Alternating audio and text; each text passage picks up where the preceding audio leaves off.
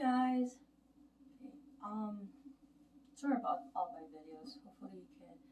Okay. I just wanted to um share how um I was able to kind of simplify things, how where to start to read the Bible because I must say that at the beginning because I got cut off. Sometimes because of my phone, out of storage or somebody comes in because it's a shared accommodation. So, the Bible being said, I'm always careful with my Bible. I don't want anybody putting on top anything on top of my Bible. This is just a new Bible for me. I've always used my mom's Bible, but now I kept it. I have to have my own. I'm always referring it to my mom's Bible. I mean, it's time for me to have my own. So, this is from a garage sale. I got it for free. It landed on my lap. I wanted to have one, and it's a King James version, I believe. Otherwise, yeah, I won't read it if it's not a King James version. Okay, so having said that, it's really important that we know how to read it. I did a research on it, and I follow a few teacher. I don't think they're pastors, or they might be pastors, or their parents are pastors, but they're teachers, right? They're teaching the teaching of Jesus, right? The teaching of uh, why Christ came, what's the Christ meaning, why is it, what are we being saved for, right? So it's important that we read the Bible as a whole unit, and also it will speak to us in our times of troubles. And that's true because I have witnessed that during times of distress. you know I would just put my hand, just like every Christian would, teach you. You'll find ways that God is connecting to you, and you'll find answers there. Any problem, the answer is there, right? But the thing is that I have realized now, learning how to read the Bible, is that you cannot read one a parable here, or you know in the scripture. It's like integrated, just like the body, right? Because this contains the truth. Anything that happened bad also is in here. So if you're just reading that portion, and then you're gonna start preaching it, then it's gonna be a mislead, and you can't do that. It's a sin. You have to know, and before you start teaching this, I tell people I'm a sinner. I'm a nobody. Uh, but I know this fact. That's why I want to share it, especially this for my children. If I die tomorrow, especially with the COVID, I mean, there's so much things I haven't told them that they need to know, skills of life.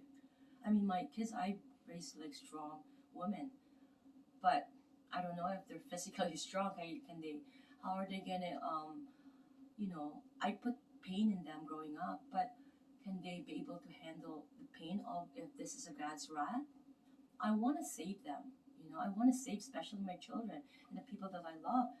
But the whole world, I love everyone. I love you. I love everyone. There's nobody here that I don't love. In the meaning sense, not romantic love, or not, that blood love, right? I love my blood differently, obviously, especially my children. And no matter what, you get mad at them, but who does it, right? That's part of, like, and at the end, if you just see the end of all of these sufferings of having a family, of being a mother, all the pains and sorrow, there's joy even with this pain and sorrow, right? Raising them. But at the end of the tunnel, like, you'll see that if you can see that, you will take these gracefully. Children will be children. My children gave me problem too. So having said that, I want them to know that, you know, they know how to save themselves. Not save in the sense of being alive as well, of course that too. But when you die, right? This is a question you need to know yourself. When you die, where are you gonna go, right? Are you saved? Saved from what? Saved from all those questions. But there's that first thing that's really, really bothering me, because I've never really questioned myself this in such a depth, right? Like, if I die today, right? This next second, where am I going to be saved? And it's really important for me to know. It's just that that is where my heart wanted to go all along, and that's why I understood now why I said no to many especially if they don't have God in them, especially. But if they have God in them, there's a chance that they'll have Jesus, right? But if they don't have God in them, stay away from them because you're weak. They have people that could help them. You might be dragged down, and you don't want that. No matter how prestige this man is or woman is, or no matter how beautiful she is or handsome he is, right?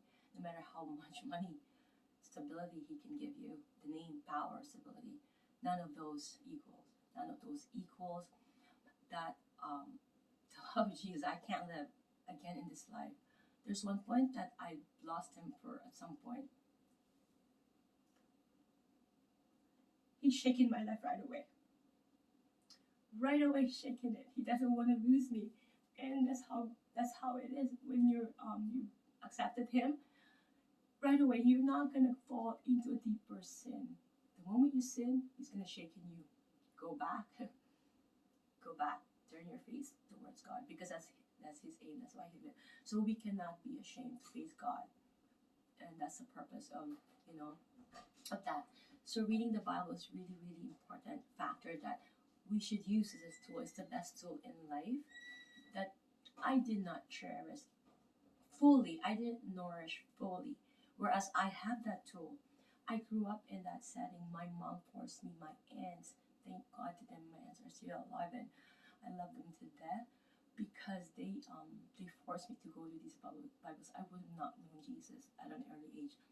But being an adult, my guilt, my regret is I didn't nourish it. I read other books derived from the Bible. I listened to a lot of sermons because I'm busy trying to put food on the table.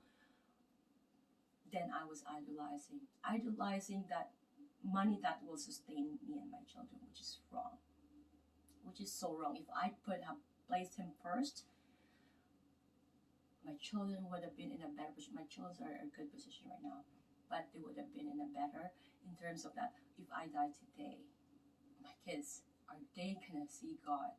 Are they gonna meet face to face with God?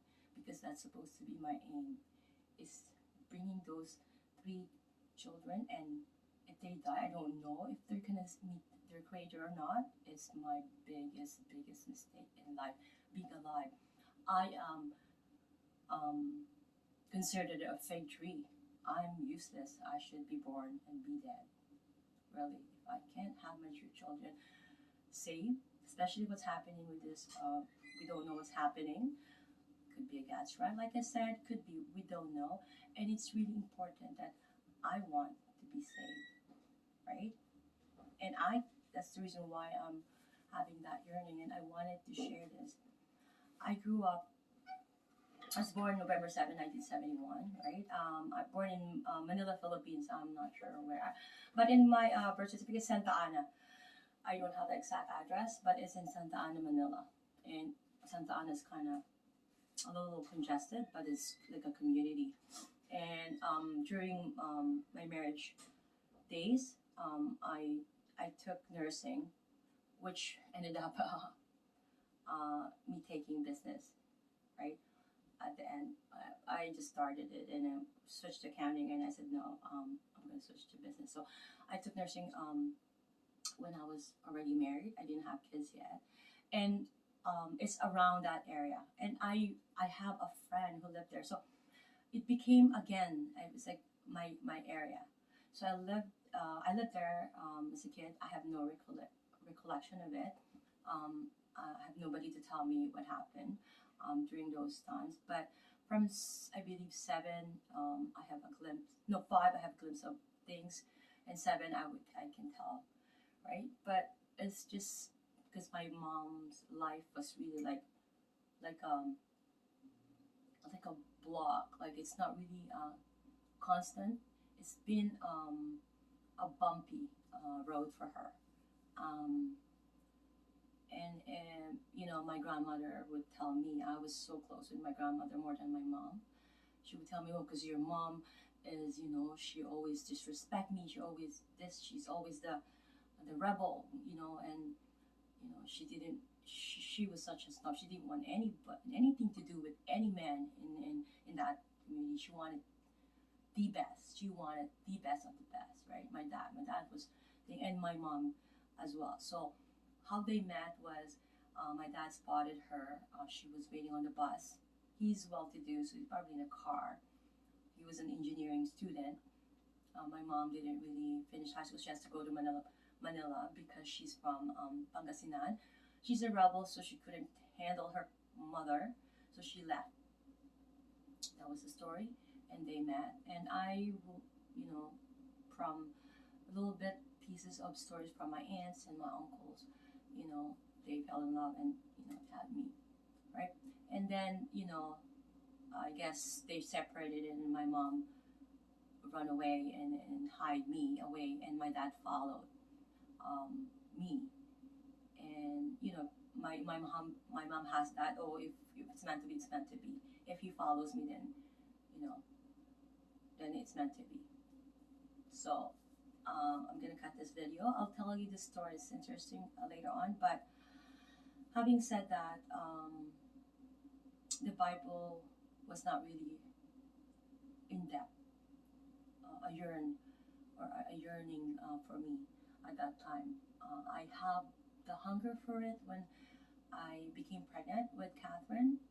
Um, so all my plans of escaping Manila, because I was detained in the Philippines against my will. I was gonna expose everything into the media so I can get back to Canada because I need to take care of my sister. So at that point, but that led me to not being close to her. Maybe it helped her to being strong as well. So and then I'm become the weak. I was always crying, always, I couldn't handle the fact. But I have Catherine, and God is really good. Imagine, right? And Catherine became my world.